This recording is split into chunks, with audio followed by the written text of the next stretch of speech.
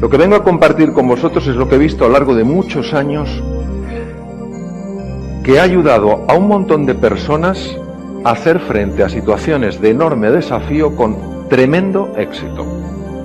Lo que pasa es que el gran problema, por lo menos así lo veo yo, no está nunca en el desarrollo tecnológico que nos vaya a quitar puestos de trabajo.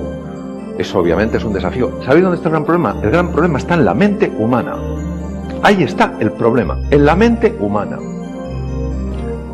Una cosa es reconocer que estamos ante un desafío importante y otra, sentirse pequeño, insignificante, mísero ante ese desafío. Eso no lo podemos permitir, porque si lo que queremos es experimentar la felicidad, es sentirnos bien, es avanzar, es educarnos, es progresar, es evolucionar, la angustia, la ansiedad y la preocupación no son buenos compañeros de viaje. Entonces lo que vamos a explorar juntos es una serie de posibilidades para transformar el funcionamiento de la mente humana, para reconocer ese tendón de Aquiles que todos tenemos, yo el primero, y que si no somos conscientes de ese tendón de Aquiles y el daño que nos puede hacer, nos dejaremos arrastrar por esas emociones que lo único que nos dan es sufrimiento. Y no merecemos esto. No estamos en este planeta para sufrir. Ya tendremos todos momentos de dificultad, momentos de incertidumbre, momentos de desafío, momentos de prueba, pero vamos, hacer de nuestra existencia un sufrimiento, y sobre todo un sufrimiento mental, tiene poco sentido. Vamos a por ello. Primero, desde que somos pequeñitos, no por maldad, sino por ignorancia, todo el mundo le está lavando el cerebro a todo el mundo. Todo el mundo. Por ejemplo, en Japón es muy difícil que alguien te pueda decir no. ¿Por qué no te dicen no en Japón? Porque desde pequeñito le han dicho nunca se dice no. Y una vez es que te lo digan una vez y otra vez que te lo digan durante muchos años, muchas veces. Entonces todos tenemos ese condicionamiento propio de nuestra ignorancia más que de nuestra maldad. Y ese condicionamiento mental afecta directamente a cómo vemos la realidad.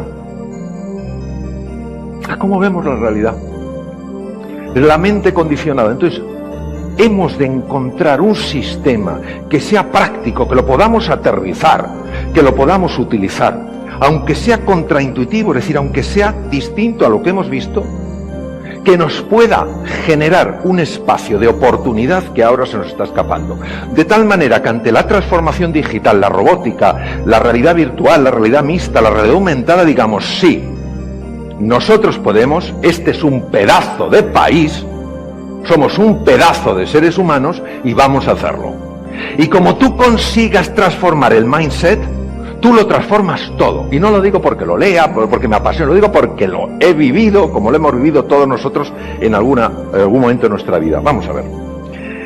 Primero, esta es una llamada de atención, es importante. El universo nos dice, ahora hay que prestar especial atención. Si uno estaba especialmente distraído, que ahora se fije. Primero, nuestra mente ha sido condicionada a pensar que vivimos en un mundo escaso. Es decir, si hay un pastel de un determinado tamaño, eso es lo que hay. Con lo cual, fijaros el problema es que nos convierte en rivales. No en competidores, en rivales. Yo ya no veo, ¿Carolina? Ya no veo a Carolina como una competidora, la veo como una rival.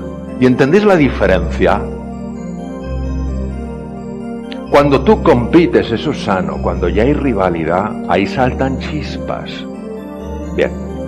¿Qué pasaría si todo el universo estuviera construido en la abundancia, pero nosotros lo empequeñecemos? ¿Qué pasaría si Carolina y yo, en lugar de tener esa mentalidad de escasez, tuviéramos una mentalidad de abundancia y dijéramos, oye, a los dos nos gusta el pastel de chocolate, tenemos un montón de amigos?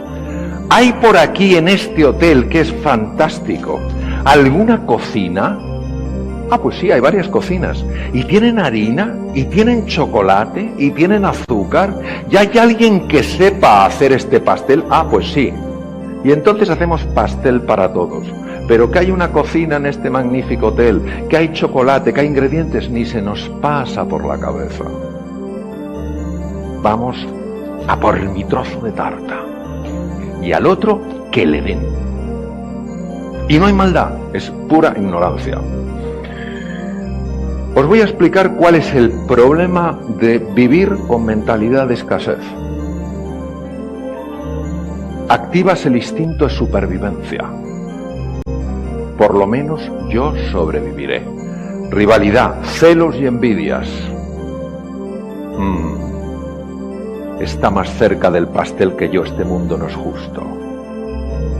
Yo tengo que tirarme en plancha y sí, comeré el pastel, pero con 8 huesos rotos. La vida es injusta. Celos. Avaricia. Solo tengo hambre para un cuarto de pastel, pero por si acaso mañana tengo más hambre, me como medio. Esto es típico en las meriendas. Cuando sales, hablo de meriendas que las organizan, por ejemplo, en un congreso, sales y llegas, sales con un poquito de hambre y ves esos croissants, ¿sabes los croissants estos? Pero no miras el croissant te mira a ti. Es otro tipo de croissant. El croissant que te mira a ti es otro tipo. Te mira y dice, cómeme. ¿Y tú qué haces? Pues claro, te dejas llevar por la tentación. Te comes uno, ya estás lleno, pero no es suficiente. Porque otros también han visto los croissants. Y si por la noche no tengo demasiado para cenar, mejor engullo como un pato. Es la mente humana. Y luego estás con la tripa que no sabes dónde ponerla diciendo, creo que he comido demasiado. Pues sí. Vamos, de hecho te has hartado a comer. Bien. Preocupación, ansiedad, angustia. Ha visto, el pastel está ahí, pero no solamente lo tiene Carolina, es que también lo han visto los que están al lado. Ya empieza a estar preocupado. Ira y miedo. Queridos, vosotros pensáis que vale la pena vivir con este patrón mental. Pero es lo típico. Si es que nos pasa a todos. Pero que nos pase no quiere decir que no se pueda transformar. Os voy a decir cómo afecta, sobre todo en lo que ha comentado la ministra, fundamental la productividad. Mirad, esta es una de las curvas más importantes y más desconocidas. La descubrieron en 1908 dos investigadores de la Universidad de Harvard. 1908, y todavía no la conoce casi nadie. Aquí está el profesor Yorkis y el profesor Dodson. Se dieron cuenta lo siguiente, se dieron cuenta que, me voy a poner como si yo estuviera aquí dentro de la tabla, se dieron cuenta de que nosotros necesitamos un nivel de tensión para funcionar bien. Es decir, como nos decías tú, Diego, oye, aquí hay que ponerse las pilas, esto es urgente. Claro que sí. Yo tengo un nivel de tensión, y fijaros, el nivel de tensión, ¿veis cómo se traduce en eficiencia? Porque la curva, el eje de las abscisas, me parece que es el eje de las X, es el performance. El performance es la productividad, es la creatividad, es la capacidad de negociar. Fijaros que hace falta un nivel de presión para tener un nivel de performance. ¿Lo veis todos? Bien. Pero observar que cuando sube la tensión, ¿qué pasa con el performance?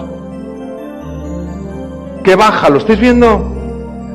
¿Qué es lo que mete el exceso de tensión? La mente humana. Vamos a suponer lo que ha estado diciendo Diego esta mañana, es urgente, hay que sacar, porque talento aquí en Colombia hay un montón. Lo que pasa es que es como las esmeraldas, hay un montón, pero hay que sacarlas a flote. Es como el oro, hay un montón, pero hay que sacarlo a flote.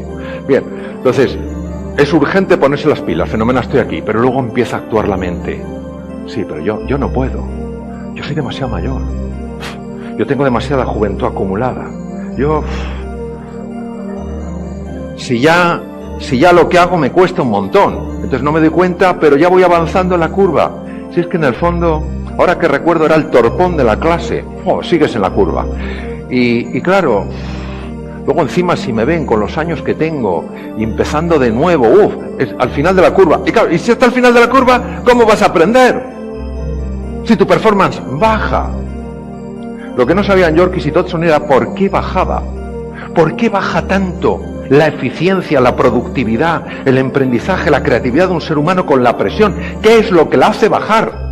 Yorkis y Dodson sí sabía que era la mente humana, pero no existía tecnología para poder entender cómo la mente humana tiene tanto poder para anular los recursos de un ser humano.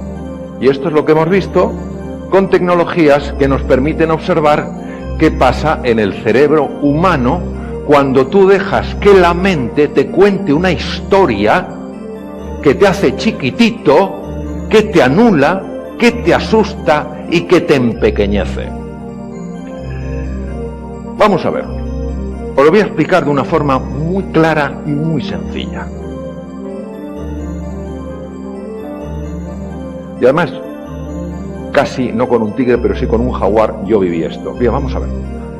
Si yo me encontrara aquí con un tigre, imaginaos un tigre, un bicho que puede tener 180 kilos, los rusos, los de Siberia, pueden llegar hasta 350, los mayores felinos que existen. Bien, 180 kilos es suficiente, ¿verdad?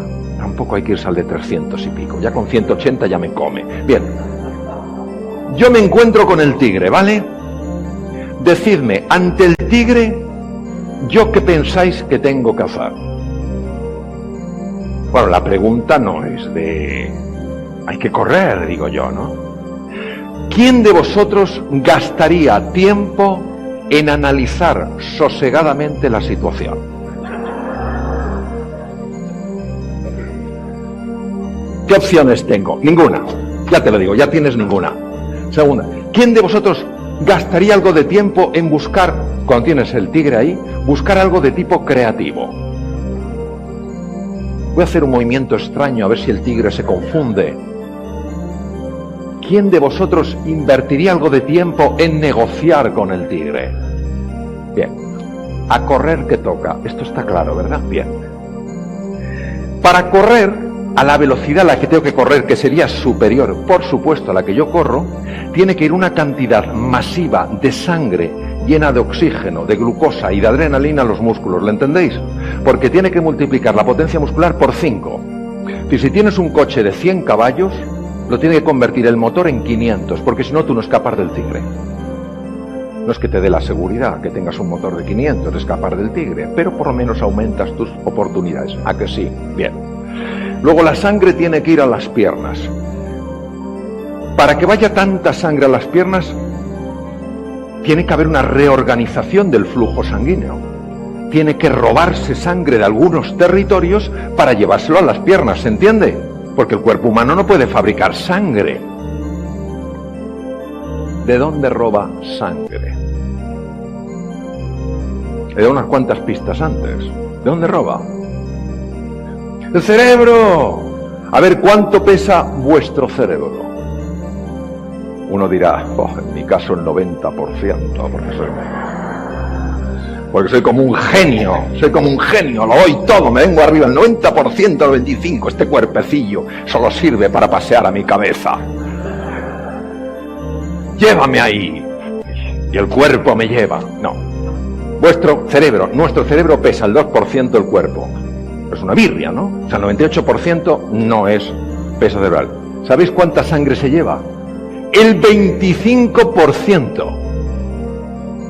Es como si el 2% de las empresas de Colombia se llevaran el 25% de todo el presupuesto. ¿Por qué? Porque hace falta muchísimo oxígeno, muchísima glucosa para las complejísimas funciones del cerebro. ¿Entendéis esto? Claro, entonces ¿qué ocurre? Que cuando el tigre me persigue, todas las zonas altamente complejas del cerebro que me permiten analizar, ser creativo, ser emprendedor, ser innovador, negociar, empiezan a no recibir sangre y esa sangre se va a las piernas. Pero no es suficiente lo que roba del cerebro. Ha de ir sangre de otros lugares. ¿De qué más sitios pensáis que ha de robar sangre? Del tubo digestivo. Vamos a ver, a mí me está persiguiendo un tigre. Yo paso al lado de un árbol lleno de mangos y no me voy a parar.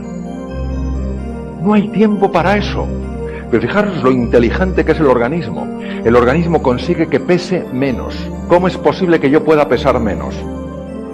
Es importante que pese menos porque la misma potencia, menos peso, voy más rápido, ¿sí o no?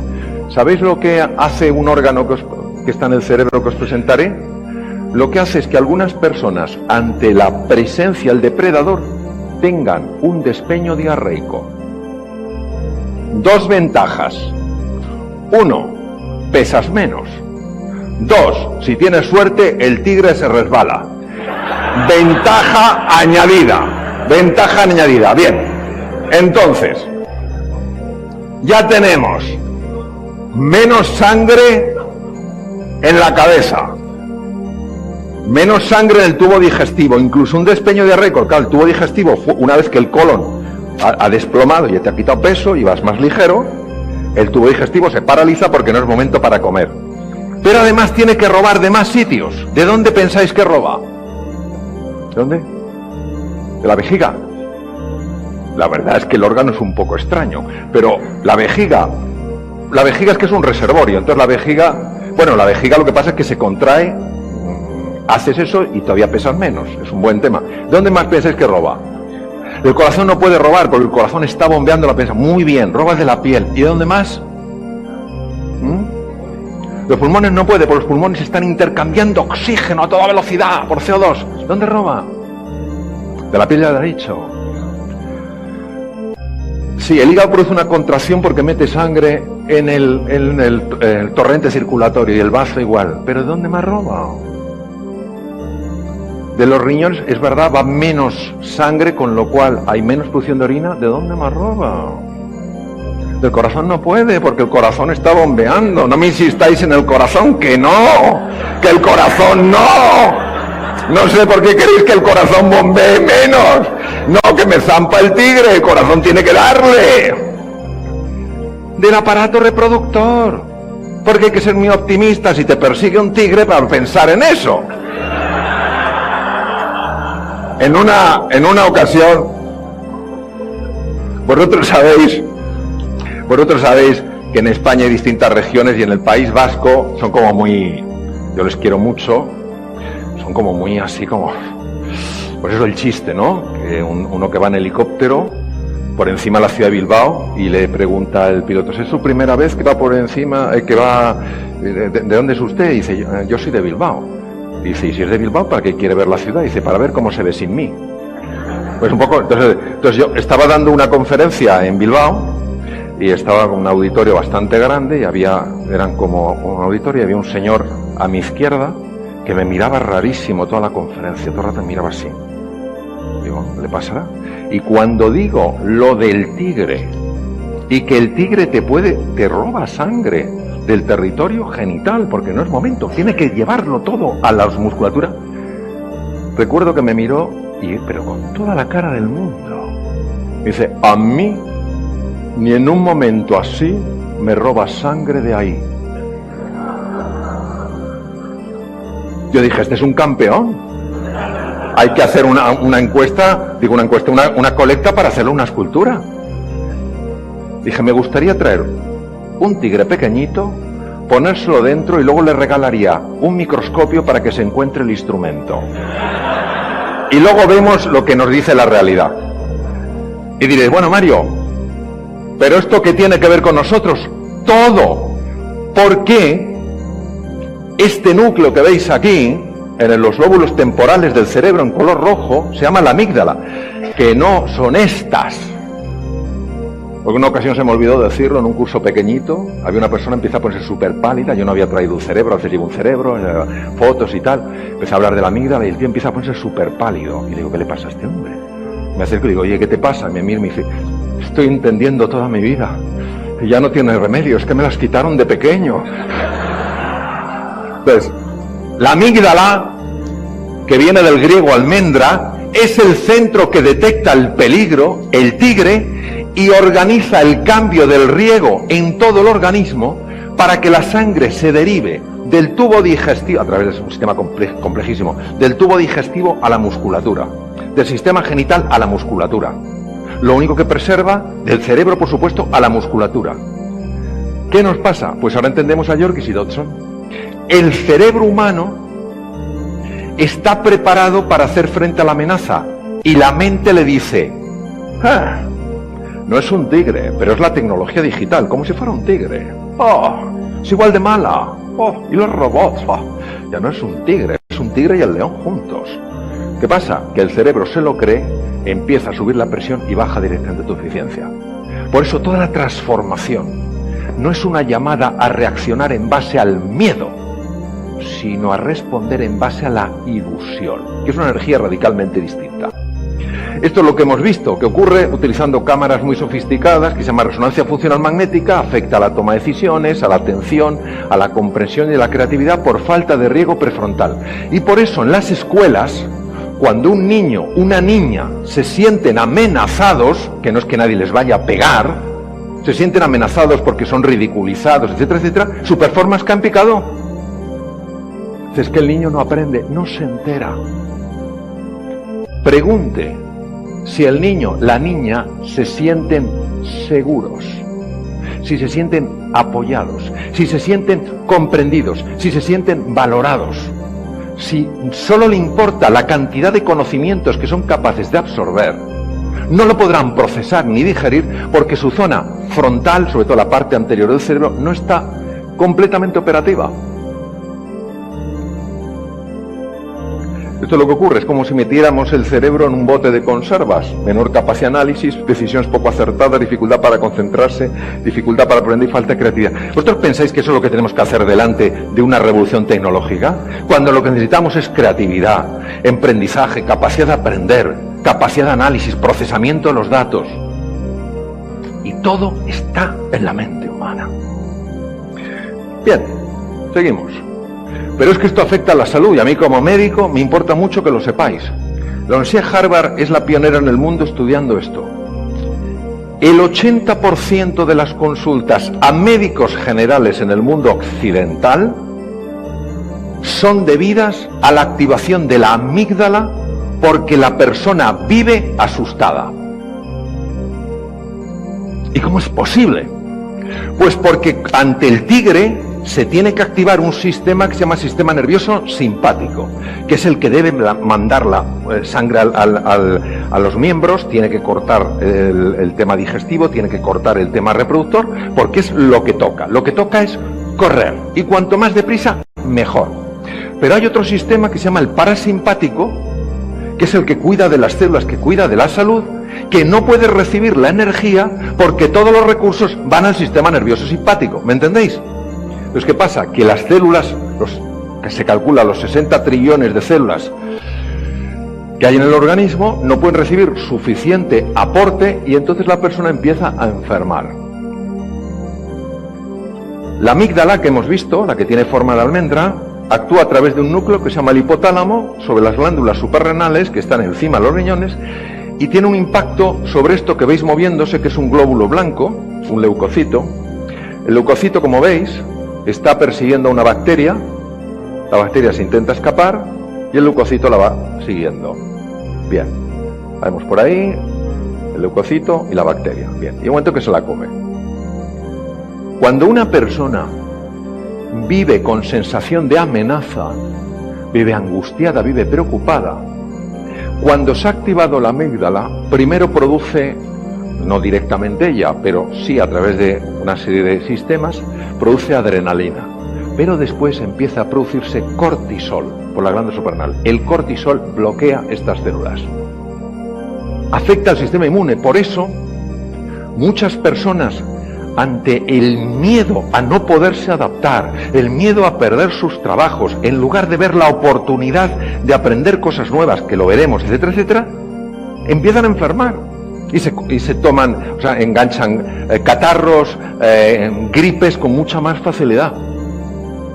No tiene sentido. Y esto en medicina, en 6 años de carrera nadie me habló de esto, ¿eh? Bueno, el tubo digestivo. Si hemos visto que la situación de alarma deja sin sangre al tubo digestivo y lo paraliza, entendéis que el tubo digestivo va a empezar a sufrir. Y empieza a producirse una rotura dentro de las uniones de las células por las que empiezan a meterse bacterias y producen procesos inflamatorios que se están viendo cada vez con más frecuencia y que están, por ejemplo, relacionados con algunas enfermedades complejas. Nuestro organismo no está diseñado para vivir asustado. Nuestro organismo está diseñado para vivir ilusionado. Lo que pasa es que la mente es capaz de dar la vuelta a la partida y hacer que vivamos asustados. Los cromosomas. ¿Quién hubiera imaginado que esto tenía impacto hasta a nivel del cromosoma? El cromosoma tiene unos capuchones al final de la propia estructura, que es como los plásticos de los cordones de zapatos, que es tan difícil meterte el cordón del zapato cuando el plástico se te ha ido porque se te abre el cordón. Pues lo que veis aquí se llaman telómeros, que viene de telos griego, lo que está al final, es lo que hace que el cromosoma, cuando la célula se divide, no se deteriore. Porque si el cromosoma se deteriora más de la cuenta, la célula no se puede dividir y envejece. Bien. En el 2009, Elisa Blackburn gana el Premio Nobel de Medicina es Medicina o Fisiología de Medicina, por descubrir, junto con un equipo del Caltech en Pasadena, en California, una enzima, una sustancia química, que es la telomerasa, que la veis ahí girando, y que es la que se encarga de reparar los telómeros cuando la célula envejece. Es decir, es una hormona que te ayuda a mantenerte joven. Vamos a ver, si a mí me está persiguiendo un tigre, ¿qué importancia le daría el organismo a mantenerme joven? La pregunta no es muy complicada. ¡Cero! Porque con que viva un día más, ya es para celebrarlo. No voy a pensar si vivo un año, 20 más. El sistema parasimpático, el que se anula ante el miedo, es el que protege y el que favorece la liberación de telomerasa. El ser humano está hecho por naturaleza para hacer frente a los desafíos con serenidad, con confianza y con entusiasmo, no con miedo. Pero la mente es capaz de girar la ecuación, cambiarla, y entonces sufrimos y lo pasamos mal. Bien. Esto está pasando muchísimo a nivel social y en las empresas. Ante la revolución digital, ante la robotización y lo que puede suponer, sensación de impotencia. Lo que os he dicho, yo soy muy mayor. Tendencia al aislamiento. ¿Por qué? Porque me siento incapaz, me siento avergonzado, me siento pequeño. Y desánimo. Y esto tiene un impacto inmediato en la eficiencia, en la productividad, en todo.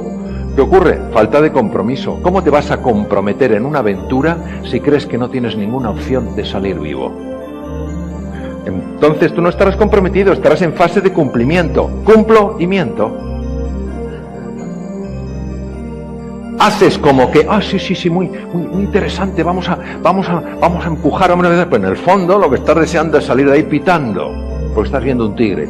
Falta de cooperación y resultados pobres.